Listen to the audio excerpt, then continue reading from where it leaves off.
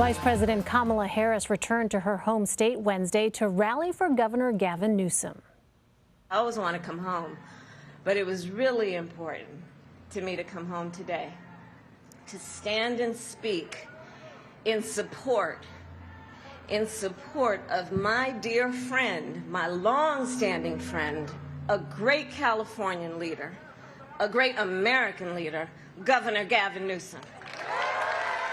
The last day of the recall election is less than a week away. For more on this, let's bring in Melanie Mason. She's a national political correspondent for the Los Angeles Times. Melanie, welcome.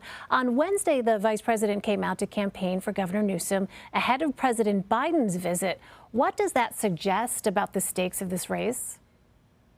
Well, I think that if you're talking to Governor Gavin Newsom's team, they're saying that the stakes of this race are national. They want Democrats, both here in California and across the country, to see this as an high stakes, all in effort, because what they need to do is rally Democratic voters here in the state and convince them that it's worth their time and effort to turn in those ballots. And so the fact that we have these national Democratic figures like Vice President Harris, President Biden, we have an ad today that was cut by former President Barack Obama in favor of Governor Gavin Newsom. All of that says that that Governor Newsom's team really wants to get all California Democrats engaged and energized about this election. And Melanie, you report that Democrats are optimistic ahead of this election. Why?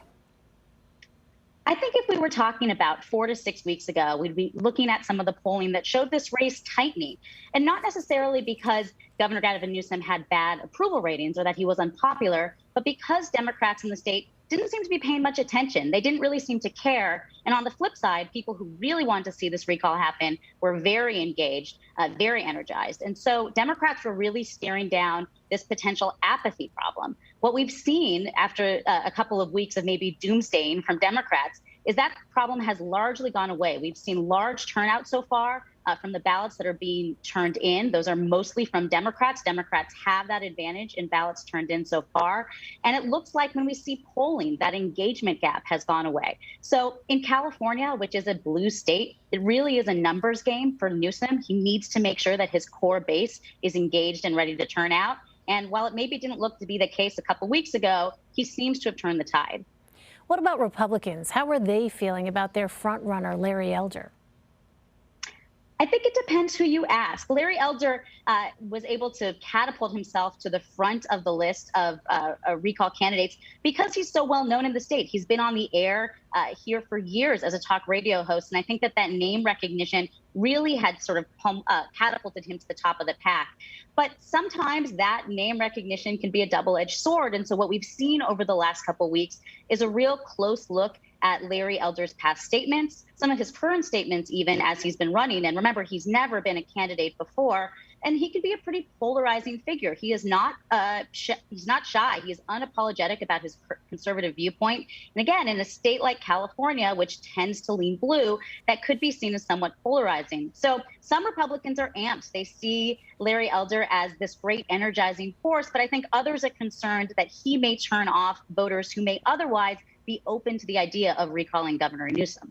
It's interesting, Melanie, you also report that Governor Newsom has, quote, staked his future on how well he can emulate a budget-slashing Tea Party darling. So what cues has he been taking from former Wisconsin Governor Scott Walker?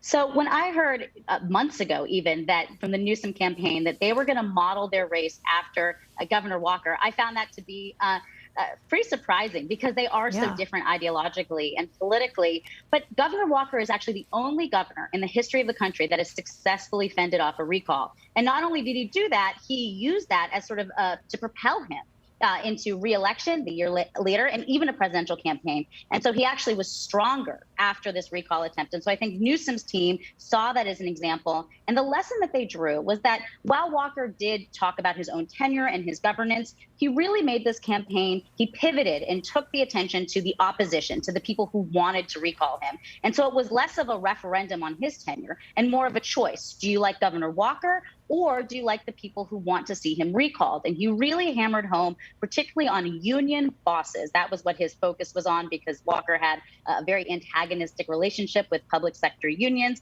And so instead of making this an up or down sort of question on do you like Governor Walker or not, the campaign had framed it as a choice. And we're seeing that now with Governor Newsom, as you saw with Vice President Harris out in California today. All of the signage, all of the messaging, it doesn't even have Newsom's name on it. It all says, stop the Republican recall. They have made this about Republicans and conservatives all the way through. It's not just about Newsom in their eyes. It is about a choice. Fascinating to hear about Governor Newsom's team borrowing from a conservative's playbook, but I guess that's politics for you. Melanie Mason, great to have you. Thanks so much, Melanie. Thanks for having me.